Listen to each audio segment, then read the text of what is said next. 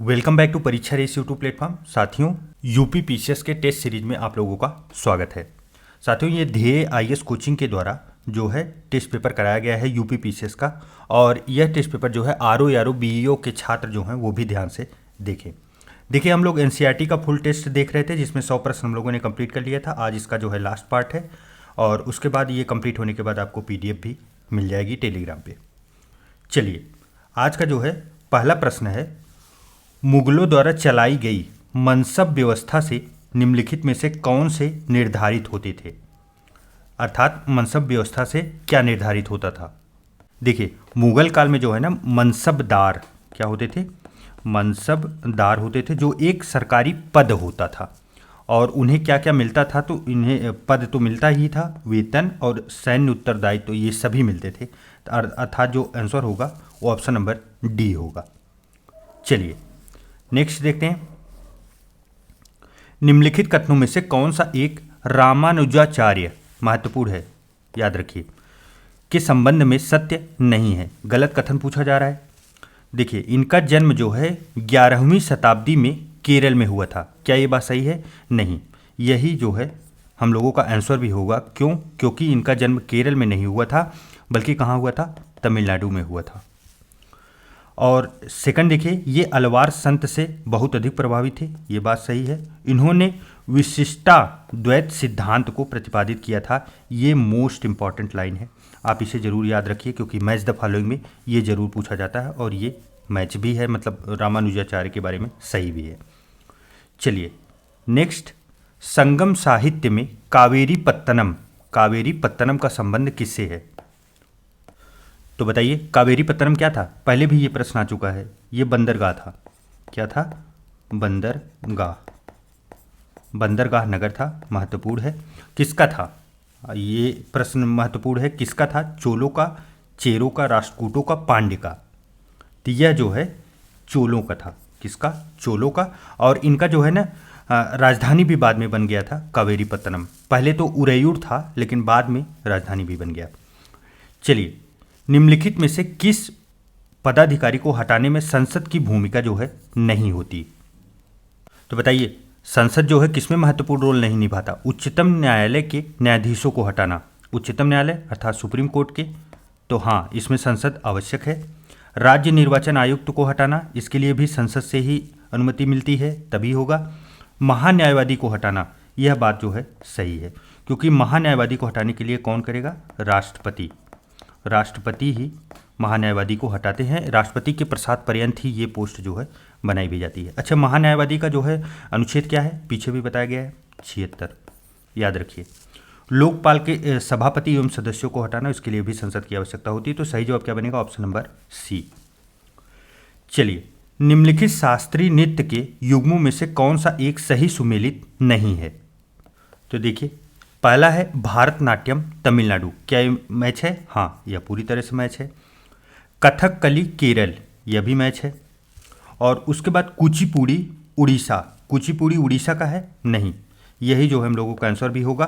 क्यों? क्योंकि ये मैच नहीं है। कुचिपुड़ी अच्छा है कहाँ का? कुचिपुड़ी जो है आंध्र प्रदेश का है। और उड़ीसा से कौन सा जो है शास्त्रीय नृत्य है? तो ये उड़ीसी होता है, उड़ीसी। मणिपुरी जो है वो मणिपुर से। चलिए नेक्स्ट देखिए, कथन और कारण दिया गया है। कथन है, वर्ष 1761 में हुए पानीपत के तृतीय युद्ध की लड़ाई में मराठों को अन्य शासकों से कोई सहायता प्राप्त नहीं हुई थी। क्या ये बात सही है? हाँ, यह पूरी तरीके से सही है। इसका कारण दिया है कि मराठों के साम्राज्य विस्तार अभियानों के कारण अन्य शासक इनके खिलाफ हो गए थे। तो यह भी 100% पूरी तरीके से जो है सही है। देखिए, मराठे जो है ना वो 1737 में जो है दिल्ली पर आक्रमण करते हैं, और दिल्ली पर आक्रमण करने से इनका साम्राज्य विस्तार बहुत तेज़ी से बढ़ता है, क्योंकि वहीं से जो है ये फैलाते चले जाते हैं अपने साम्राज्य का। और इसी वजह से जो है इनको, जब पानीपत की लड़ाई हुई थी तो उसमें कोई और राज्य जो है इनका सहयोग नहीं किया था। तो सही जो ऑप्शन नंबर ए होगा, सही दिया भी गया है। चलिए नेक्स्ट, सुल्तान इल्तुतमिश की बेटी रजिया सुल्तान के संबंध में किस एक इतिहासकार का यह मानना था कि वह अपने सभी भाइयों से योग्य एवं सक्षम थी? यह कौन से इतिहासकार थे जिनके द्वारा ये बताया गया था? मिन्हाज सिराज, फिरदौसी, अबुल फजल, अमीर खुसरो। तो ये बोला था मिन्हाज सिराज ने। इनकी महत्वपूर्ण कुछ पुस्तकें भी हैं, आप लोग याद रखिए, जो कि परीक्षा में बराबर आती हैं, तो इन्हें आप लोग पूरी लिस्टिंग बना के जरूर से जरूर देख लीजिएगा। चलिए, निम्नलिखित में से किस एक राष्ट्रकूट शासक ने चालुक्यों की अधीनता को स्वीकार करते हुए उन्हें पराजित किया तथा हिरण्यगर्भ नामक एक अनुष्ठान किया? तो बताइए वह कौन था? वह दंती दुर्ग था। यह क्या था? यह राष्ट्रकूट जो है शासक था, शासक। इसी ने हिरण्यगर्भ नामक एक अनुष्ठान भी किया था और चालुक्यों की अधीनता को स्वीकार करते हुए उन्हें पराजित किया था। चलिए नेक्स्ट, भारतीय जनसंख्या के संदर्भ में 1921 को महान विभाजन वर्ष की संज्ञा दी जाती है। इसके पश्चात भारतीय जनसंख्या में निरंतर क्या हुआ था? देखिए 1921 तक जो जनसंख्या थी वो क्या थी? उस समय जो जनगणना हुई थी उसमें ऋणात्मक, इसका जो है विकास जो था वो ऋणात्मक था। कितना था? -0.31% था। लेकिन जैसे ही 1921 के पश्चात जो है जनसंख्या बोलते नहीं कि अचानक से विस्फोट हो गई, बहुत तेज़ी से बढ़ी, तो त्वरित वृद्धि का वर्ष भी कहा जाता है इसे। तो आप लोग इसे याद रखिए, यही पूछा भी जा रहा था। ऑप्शन नंबर सी सही होगा। चलिए नेक्स्ट है, धन निष्कासन के सिद्धांत को भारतीय राष्ट्रीय कांग्रेस ने कब स्वीकार किया था? तो सबसे पहले ये बताइए धन निष्कासन सिद्धांत कब आया था और किसने दिया था? तो किसने दिया था ये तो लगभग सभी को याद होगा, दादा भाई नौरोजी के द्वारा दिया गया था। और यह जो है कब आया था? तो यह 1867 में आया था और लंदन में ईस्ट इंडिया एसोसिएशन की बैठक में प्रस्तुत किए थे दादा भाई नौरोजी जी ने। और इसको पूछा गया है कि कांग्रेस ने कब स्वीकार किया था? तो कांग्रेस ने 1896 ईस्वी में जो है स्वीकार किया था। और इस समय जो अधिवेशन हुआ था कलकत्ता में हुआ था। कहाँ हुआ था? कलकत्ता में। चलिए नेक्स्ट देखते हैं, निम्नलिखित में से कौन सी भूकंपीय तरंग जो है वह धरातली उभार एवं गर्त हेतु उत्तरदायी है?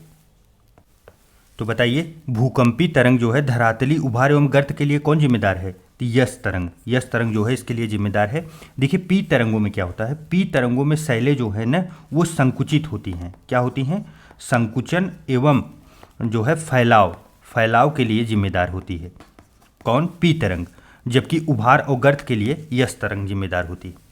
चलिए निम्नलिखित में से कौन सा एक जो है अंतर्वेधी ज्वालामुखी आकृति नहीं है?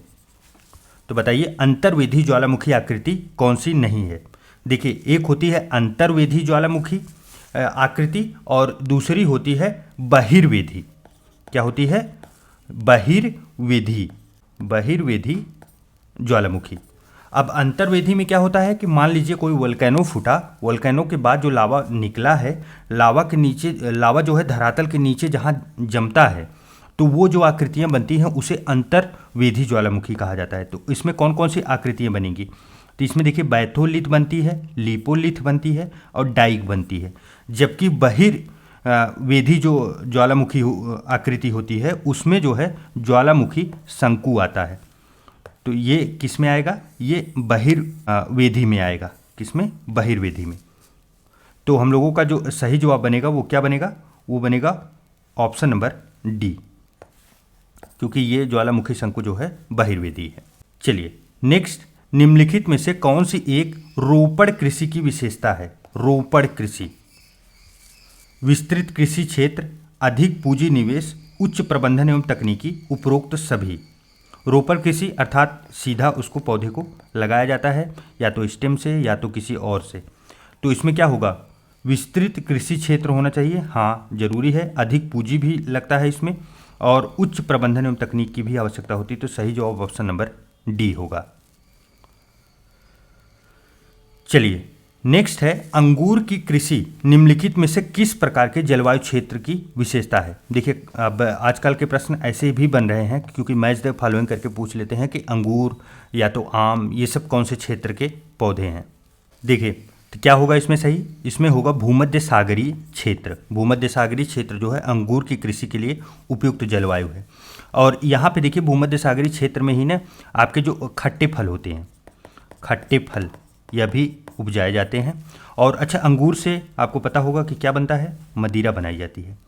मदिरा, उच्च क्वालिटी के जो अंगूर होते हैं उनसे मदिरा बनाई जाती है।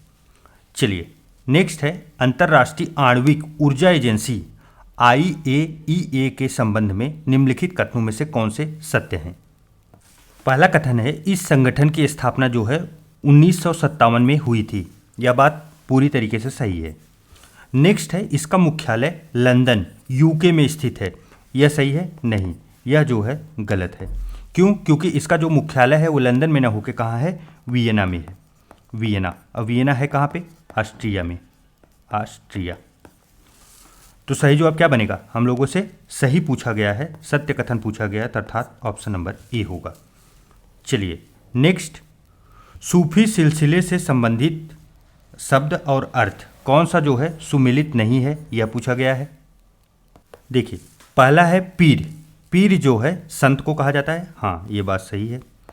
दूसरा है खान का, आश्रम को, यह भी सही है। दूसरा है बासरा, जो इस्लामी कानून का पालन न करे।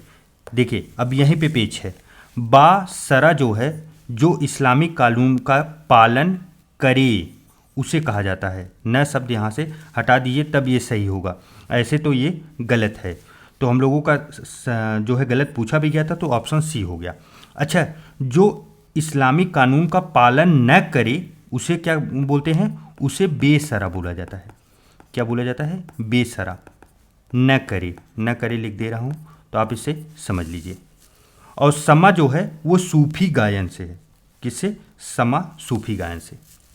चलिए नेक्स्ट है, निम्नलिखित सूफी संतों में किस एक को सिद्ध पुरुष भी कहा जाता है? देखिए सिद्ध पुरुष जो है निजामुद्दीन औलिया को, निजामुद्दीन औलिया को कहा जाता था। यह क्या थे? यह चिश्ती संत थे। क्या थे? चिश्ती संत। और बहुत जो है इनको वरीयता प्राप्त थी। ये जो है यौगिक प्राणायाम करते थे और इतना अच्छा करते थे कि ये इतना उसमें पारंगत थे कि योगी लोग जो है इन्हें सिद्ध पुरुष कहा करते थे। चलिए नेक्स्ट है, रहनुमाई मजदायासन सभा किस वर्ग के धार्मिक सुधार से संबंधित है? रहनुमाई मजदायासन सभा, तो बताइए यह किससे संबंधित है? तो यह पारसियों के धार्मिक सुधार से संबंधित है। चलिए नेक्स्ट देखते हैं। नेक्स्ट है, कांग्रेस द्वारा भारत छोड़ो प्रस्ताव पारित करते समय कांग्रेस के अध्यक्ष कौन थे? महत्वपूर्ण प्रश्न। तो देखिए भारत छोड़ो प्रस्ताव कब आया था? 1942 में। और जो है उस समय कांग्रेस के अध्यक्ष कौन थे? तो कांग्रेस के जो अध्यक्ष थे वो मौलाना अबुल कलाम आज़ाद थे। क्यों? क्योंकि ये 1940 से लेके 1946 तक, 1946 नहीं था, 45 था, माफ़ कीजिएगा, 1945 तक, अर्थात टोटल तब भी आप देखेंगे 6 वर्ष होगा। 6 वर्ष तक इन्होंने जो है अध्यक्षता की थी कांग्रेस की। चलिए नेक्स्ट है, निम्नलिखित में से कौन एक आज़ाद हिंद बचाओ समिति के नेतृत्व करता थे?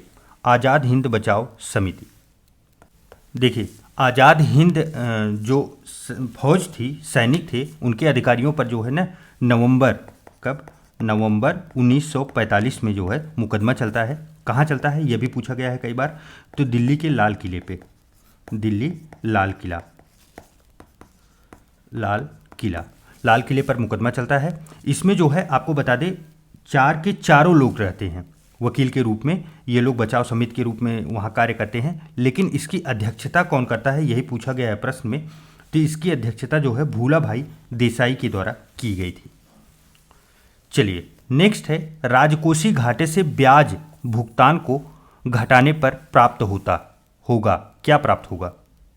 बताइए। तो प्राथमिक घाटा प्राप्त होता है। क्या होता है? प्राथमिक घाटा। चलिए नेक्स्ट, सूर्य की परिक्रमा के दौरान पृथ्वी सूर्य से न्यूनतम दूरी पर किस महीने में होती है? न्यूनतम दूरी पे देखिए हम लोग कई बार पढ़ चुके हैं। क्या पढ़े हैं? उपसौर, और एक होता है अपसौर। अब देखिए उपसौर कब कहते हैं? जब न्यूनतम दूरी होती है। कब होती है ये होती है 3 जनवरी को न्यूनतम दूरी। और उसके बाद जो है अपसौर कब होता है? यह होता है 4 जुलाई को, 4 जुलाई।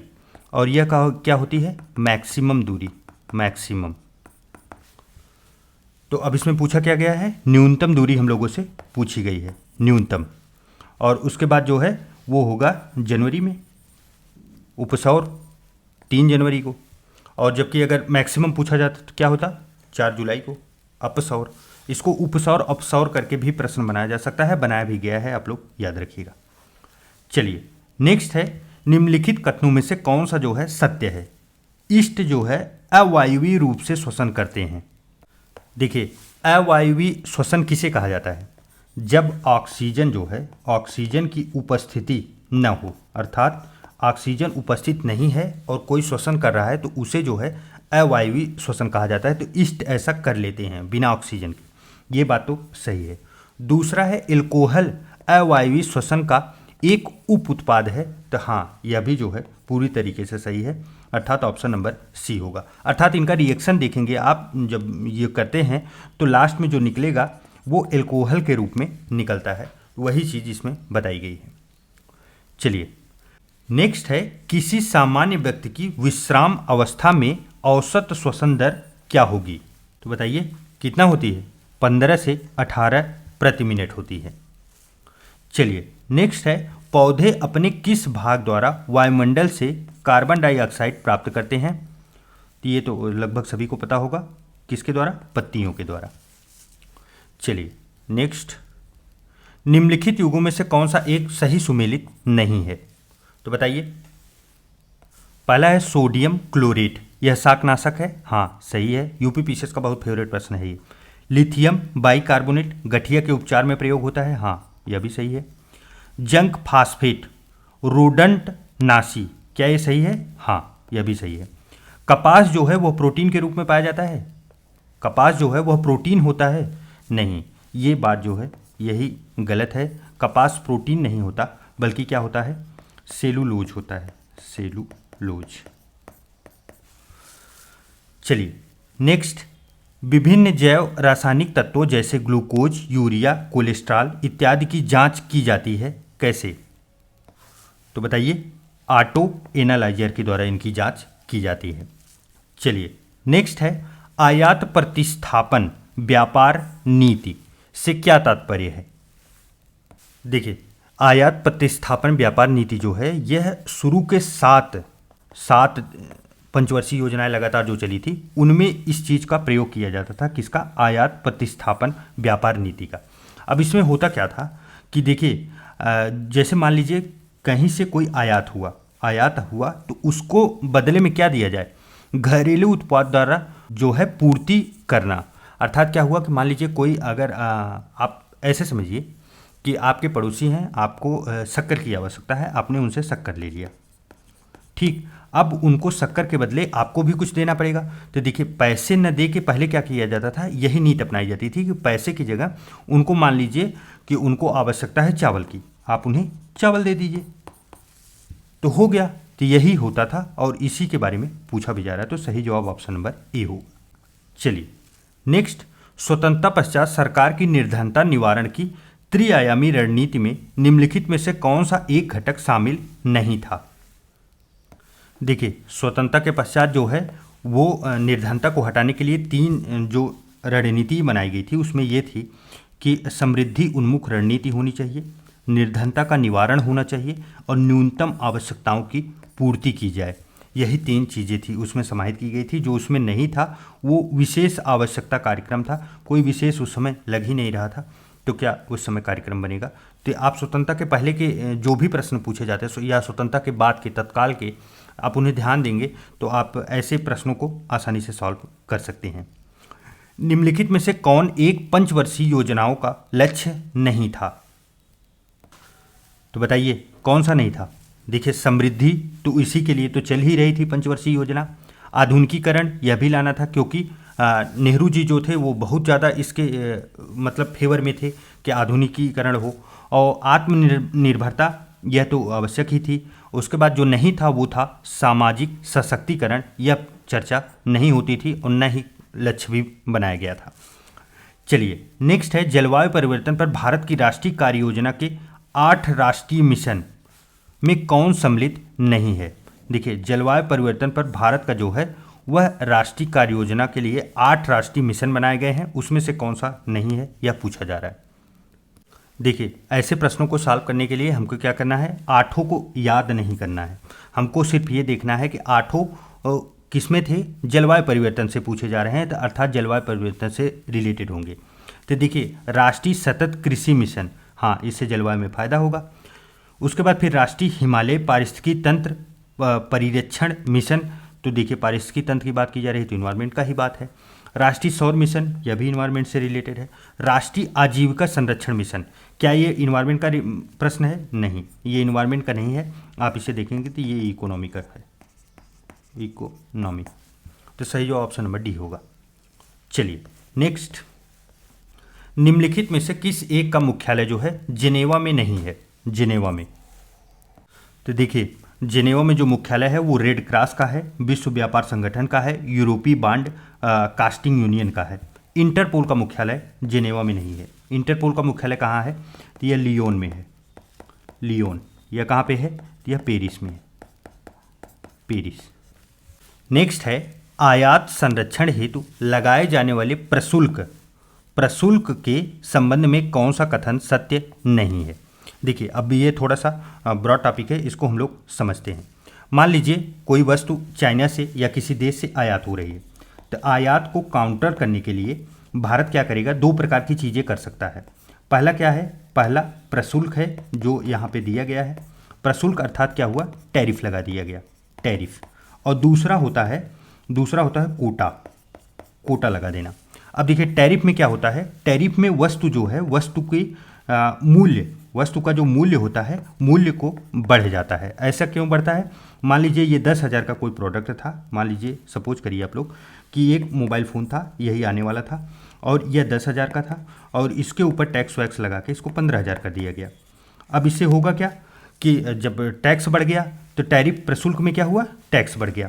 अब कोटा जो दूसरा प्रकार का होता है, कोटे में क्या किया जाता है कि इसकी लिमिट ही बांध दी जाती है कि मान लीजिए आप 500 फ़ोन सिर्फ बेच पाएंगे, 500 एक फ़ोन नहीं आना चाहिए, सिर्फ 500 तो सिर्फ 500।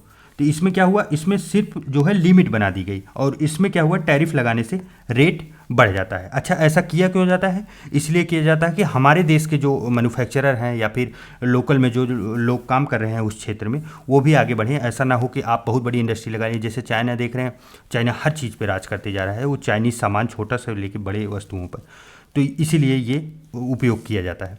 अब यहाँ पूछा क्या गया है? यहाँ प्रशुल्क के बारे में पूछा गया है, अर्थात जो टैरिफ होता है, टैरिफ के बारे में सही नहीं है। देखिए यह आयातित वस्तुओं पर लगाया जाता है, तो हाँ यह बात सही है, यह हम लोगों ने देखा। प्रशुल्क लगाने पर आयातित वस्तुएं महंगी हो जाती हैं, हाँ यह बात भी सही है, क्योंकि जब टैरिफ लगेगा तो महंगी हो जाएंगी। इनमें वस्तुओं की मात्रा निर्दिष्ट हो जाती है, मात्रा निर्दिष्ट अर्थात जो है घट जाती है। तो क्या ये ऐसा होता है? नहीं। ये किस में होता है? यह कोटा में होता है। किस में? कोटा में। तो कोटा में होता है, तो ये ऑप्शन नंबर सी होगा कि प्रशुल्क में यही नहीं होता। अब उम्मीद है आप लोग इसको समझ गए होंगे और जैसा भी हो आप लोग कमेंट करके ज़रूर बताइएगा। अगर नहीं समझे हैं तो फिर आगे मैं इसको फिर से समझा दूंगा। चलिए नेक्स्ट है मानव पूंजी एवं आर्थिक समृद्धि परस्पर एक दूसरे को प्रभावित करते हैं। देखिए इस कथन में क्या कहा जा रहा है? मानव पूंजी और आर्थिक समृद्धि, तो सीधी सी बात है दोनों एक दूसरे को प्रभावित तो करेंगे ही, क्योंकि मानव पूंजी अगर अच्छे नहीं है तो वो किसी काम के नहीं है। दूसरा है कारण जो बताया जा रहा है कि मानव पूंजी निर्माण से आय की समृद्धि में सहायता मिलती है, तो हाँ ये बात भी पूरी तरीके से सही है। तो क्या होगा आंसर? ऑप्शन नंबर ए होगा। चलिए नेक्स्ट है भुगतान संतुलन की समस्या के तत्कालीन निदान हेतु सर्वप्रथम किस वर्ष भारत में जो है रुपए का अवमूल्यन किया गया? भुगतान संतुलन की समस्या को तत्कालीन निदान देने हेतु कब किया गया था अवमूल्यन? अवमूल्यन जो है 1991 में किया गया था। देखिए मुझे अभी जहाँ तक याद आ रहा है कि अभी तक भारत का मुद्रा का अवमूल्यन 4 बार हुआ है। आप लोग गूगल करके ज़रूर बताइएगा, मतलब या तो जिसे फैक्ट पता हो तो ज़रूर बताएं कि इससे कम तो नहीं हुआ था, लेकिन मुझे जहाँ तक उम्मीद है 4 बार हुआ है अवमूल्यन। चलिए नेक्स्ट है, निम्नलिखित में से कौन सा एक मुद्रा बाजार का उपकरण नहीं है। देखिए मुद्रा बाजार हम लोगों को पता है, इसको नियंत्रित कौन करता है, आरबीआई करती है। अब यहाँ पे देखिए ऑप्शन से कैसे आंसर बनता है। पहला प्रश्न देखिए, एड हाक ट्रेजरी बिल, हाँ ये तो हो सकता है। उसके बाद देखिए वाणिज्यिक पत्र, यह भी हो सकता है। जमा प्रमाण पत्र, ये भी हो सकता है। देसी बैंकर्स, देसी बैंकर्स, आप सोचिए आरबीआई ऐसा कुछ तो बना ही नहीं है कि देसी बैंकर्स, तो ये देखने में ही ऑप्शन लग रहा है कि यही आंसर होना चाहिए कि यही जो है उपकरण नहीं है, और सही भी है। चलिए नेक्स्ट है, निम्नलिखित में से भारत में बेरोजगारी के आंकड़ों के प्रमुख स्रोत कौन कौन से हैं। देखिए इस प्रश्न में भारत में जनगणना की रिपोर्ट, हाँ जनगणना का अगर रिपोर्ट रहेगा तभी तो पता चल पाएगा। जनगणना में आप समझिए कितने प्रश्न पूछे जाते हैं, बहुत से प्रश्न पूछे जाते हैं, तो इससे भी उनको आइडिया लग सकता है कि कितनी बेरोजगारी है।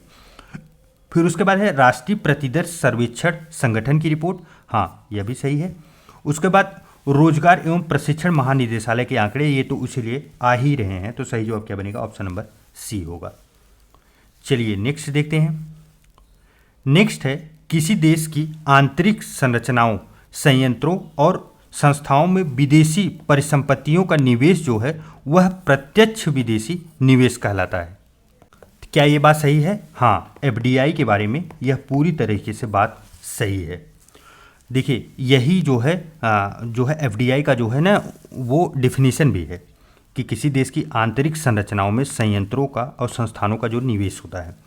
उसके बाद है प्रत्यक्ष विदेशी निवेश में शेयर बाजार में लगी विदेशी पूंजी नहीं सम्मिलित की जाती। क्या ये बात सही है? तो हाँ, यह भी पूरी तरीके से सही है। तो सही जवाब क्या बनेगा? ऑप्शन नंबर सी होगा। चलिए नेक्स्ट है, निम्नलिखित युग्मों में से कौन सा एक सही सुमेलित नहीं है? तो बताइए, एक तरफ देखिए संगठन दिए गए हैं, एक तरफ मुख्यालय, तो इसमें से कौन सा मैच नहीं, यही पूछा गया है। देखिए पहला है ओपेक, ओपेक का मुख्यालय जो है वियना में है, हाँ ये बात सही है। फिर है नैम, नैम का मुख्यालय जो है न्यूयॉर्क शहर में है, यह भी सही है। सार्क का काठमांडू में है, यह भी सही है। तो आसियान का मनीला, क्या ये सही है? नहीं, यही हम लोगों का आंसर होगा, क्योंकि आसियान का जो है मनीला में ना होके कहाँ पे अवस्थित है? जकार्ता में है, जकार्ता। और जकार्ता कहाँ पे है? इंडोनेशिया। चलिए नेक्स्ट है, निम्नलिखित कथनों पर विचार करें। किसी भी पारिस्थितिकी तंत्र में ऊर्जा का स्थानांतरण चक्रीय होता है। क्या ये बात सही है? बताइए। जी नहीं, बिल्कुल गलत बात है, क्योंकि भी किसी भी पारिस्थितिकी तंत्र में ऊर्जा का जो स्थानांतरण होता है एक दिशीय होता है। कैसा होता है? एक दिशीय। और उसके बाद दूसरा है, पारिस्थितिकी तंत्र में ऊर्जा के स्थानांतरण संबंधी 10% का नियम जो है यह लिंडेमान के द्वारा दिया गया था। क्या ये बात सही है? हाँ, यह बात पूरी तरीके से सही है। अच्छा, 10% का जो है उम्मीद है, मैं उम्मीद कर रहा हूँ कि आप लोगों को पता होगा 10% का जो है ऊर्जा का स्थानांतरण। नहीं पता तो मैं हल्का शॉर्ट में बता देता हूँ। 10% का जो है मतलब ये हुआ कि मान लीजिए ये घास है, घास को कौन खाया? मान लीजिए कोई खरगोश खाया, खरगोश। उसके बाद फिर खरगोश को कोई मान लीजिए कोई और जीव खाया, मान लीजिए मानव ही खा लिया। अब यहाँ पे क्या हुआ कि यहाँ जितनी ऊर्जा थी सिर्फ 10% यहाँ ट्रांसफ़र होगी, और यहाँ जितना पहुँची है उसकी सिर्फ 10% यहाँ ट्रांसफ़र होगी। ऐसे ही ऊर्जा प्रवाह करती है, यही कहा भी जा रहा है। तो सही जो ऑप्शन नंबर 2 तो सही है, पहला गलत था। चलिए नेक्स्ट, विधायिका का नाम और देश। तो बताइए। डाइट जापान, सही है। कांग्रेस संयुक्त राज्य अमेरिका, यह भी सही है। नेसेट इजराइल, यह भी सही है। तो सही जवाब क्या बनेगा? Option number D. भारत का क्या है? भारत का संसद। चलिए नेक्स्ट, संसदीय शासन प्रणाली में निम्नलिखित में से कौन से वे माध्यम है जिसके द्वारा विधायिका जो है कार्यपालिका को नियंत्रित करती है? तो बताइए। देखिए, वित्तीय कटौतियों के द्वारा, स्थगन प्रस्ताव और अविश्वास प्रस्ताव के द्वारा, या तो प्रश्न पूछकर, प्रश्न के द्वारा जो है नियंत्रण करती है। तो क्या होगा इसमें? तो 3 के तीनों सही है, तो उपरोक्त सभी। चलिए नेक्स्ट है, संसद के किसी सदन में यदि बैठक के दौरान कोरम कोरम जो है पूरा नहीं होता तो सदन का स्थगन या निलंबन कर दिया जाता है। तो यहाँ पूछा जा रहा है कोरम कितना होता है, तो बताइए कोरम जो है सदन की कुल सदस्य संख्या का 10वां भाग होता है, अर्थात 1/10 होता है। जितनी संख्या है उसके 10वें भाग उपस्थित होने चाहिए। मान लीजिए 100 संख्या है तो 10 लोग अगर सदन में है तो सदन चलेगा, 9 हो गए तो स्थगन कर दिया जाएगा। चलिए नेक्स्ट है लोकसभा अध्यक्ष के संबंध में निम्नलिखित कथनों में से कौन सा एक असत्य है। पहला है लोकसभा एवं राज्यसभा की संयुक्त बैठक की अध्यक्षता करता है लोकसभा अध्यक्ष। क्या ये बात सही है? हाँ, यह सही है। दूसरा है कोई विधेयक धन विधेयक है या नहीं, इस पर कौन चर्चा करता है? लोकसभा अध्यक्ष, आर्टिकल 110। उसके बाद फिर जो है लोकसभा में मत बराबर होने की दशा में वह मतदान करता है, यह बात भी पूरी तरीके से सही है। तो क्या होगा? सही जवाब ऑप्शन नंबर डी होगा। चलिए नेक्स्ट है प्रत्येक राज्य विधानसभा में सदस्यों की अधिकतम एवं न्यूनतम संख्या हो सकती है। किसकी बात की जा रही? विधानसभा की। विधान परिषद से कंफ्यूज मत कीजिएगा। विधानसभा में सदस्यों की अधिकतम और न्यूनतम कितनी संख्या होती है? तो वह होती है 500 अधिकतम और न्यूनतम 60। चलिए नेक्स्ट, राज्य विधानमंडल की शक्तियों के संबंध में निम्नलिखित में से कौन सा एक कथन जो है असत्य है? राज्य का विधानमंडल। देखिए पहला है यह राज्य सूची एवं समवर्ती सूची पर कानून बनाने में सक्षम है। क्या ये बात सही है? हाँ, यह बात सही है, क्योंकि जब तक संसद नहीं बना रही है उस पे कानून, तो इसका कानून तो वैध ही होगा। समवर्ती सूची पे भले से ही बना ले राज्य, लेकिन जब तक संसद नहीं बना रही है तो उसका तो वैध है, वो अपना कानून चलाएगा भी। उसके बाद है समवर्ती सूची के विषयों पर उसे कानून बनाने का अनन्य अधिकार है। अनन्य अधिकार, ये शब्द देखिए, ये अपने आप में बहुत बड़ा शब्द है। अनन्य अधिकार इनको नहीं है, अनन्य अधिकार किसको है? संसद को है। क्योंकि अगर समवर्ती सूची पे कोई विषय संसद बना दिया उस पे कानून, तो चाहे कोई और कानून बनाए या ना बनाए, सबका कानून निरस्त हो जाएगा, सिर्फ और सिर्फ संसद का कानून चलेगा। तो ये गलत है। नेक्स्ट है विधानमंडल के निर्वाचन सदस्य जो है राष्ट्रपति के निर्वाचन में भी भाग लेते हैं। तो हाँ, ये बात भी पूरी तरीके से सही है। बल्कि आप लोग याद रखिए उपराष्ट्रपति जो होते हैं, उपराष्ट्रपति उसमें भाग नहीं लेते हैं। ये भी महत्वपूर्ण फैक्ट है, कई बार पूछा भी जाता है इन्हीं के कन्फ्यूजन में। चलिए नेक्स्ट है निम्नलिखित में से किस एक्ट में पहली बार भारत में कंपनी शासित क्षेत्र को ब्रिटिश आधिपत्य का क्षेत्र कहा गया? तो बताइए वह कौन सा एक्ट था? वह पिट्स इंडिया एक्ट 1784 था। 1784, अगर आप लोगों को दिख नहीं रहा तो मैं बता दूं, 1784 ऑप्शन नंबर बी है। इसी में जो है ब्रिटिश आधिपत्य का क्षेत्र कहा गया था। चलिए नेक्स्ट है वाटरलू का युद्ध। कौन सा युद्ध? वाटरलू का युद्ध जो है मित्र राष्ट्रों की सेना एवं नेपोलियन के मध्य किस वर्ष में हुआ था? तो यह कब हुआ था? यह 18 जून जो है वर्ष 1815 में हुआ था। 1815 में हुआ था और इसी में जो है नेपोलियन को जो है क्या कर लिया गया था? इनको जो है बंदी बना लिया गया था। चलिए निम्नलिखित कथनों में से कौन सा एक मौलिक कर्तव्यों के संबंध में सत्य नहीं है? मौलिक कर्तव्य, देखिए पहला है इनको स्वर्ण सिंह समिति की अनुशंसा पर संविधान में शामिल किया गया था। यह बात पूरी तरीके से सही है। इसको तो कई बार पढ़ चुके हैं हम लोग, पूरा टेस्ट पेपर आप देखेंगे तो हजारों बार आ चुका है। ये ऑस्ट्रेलिया के संविधान से प्रेरित है। क्या ये बात सही है? यही क्लाइमेक्स है। क्यों? क्योंकि ये ऑस्ट्रेलिया से न होकर कहाँ से है? सोवियत से है, सोवियत संघ। सही जवाब ऑप्शन नंबर बी हो गया। यह संविधान के भाग 4 के अनुच्छेद 51 क में वर्णित है। यह बात भी पूरी तरीके से सही है।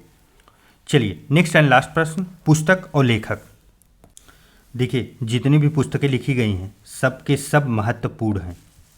Wealth of nation Adam Smith, महत्वपूर्ण पुस्तक, सही है। नेक्स्ट है सोशल कॉन्ट्रैक्ट रूसो, यह भी सही है। दास कैपिटल कार्ल मार्क्स की बहुत मशहूर पुस्तक है, यह भी सही है। उसके बाद द स्पिरिट ऑफ लाज लेनिन की, ये पुस्तक जो है गलत है। द स्पिरिट ऑफ लाज पुस्तक जो है यह किसकी थी? तो यह पुस्तक जो है मॉन्टेस्क्यू की थी, मॉन्टेस्क्यू की। चलिए इस प्रकार साथियों जो है हम लोगों ने टेस्ट 2 जो है पूरी तरह से कंप्लीट कर लिया और आज जो है पूरा पेपर कंप्लीट भी हो गया है। तो आप लोगों को पीडीएफ भी मिल जाएगी और यह वीडियो आप लोगों के लिए कितना हेल्पफुल है कमेंट करके ज़रूर बताइएगा। और आपके कितने सही हुए टोटल, तो आप उसको भी ज़रूर से ज़रूर शेयर कीजिएगा। चलिए मिलते हैं एक नए वीडियो में, तब तक के लिए ढेर सारा प्यार। नमस्कार।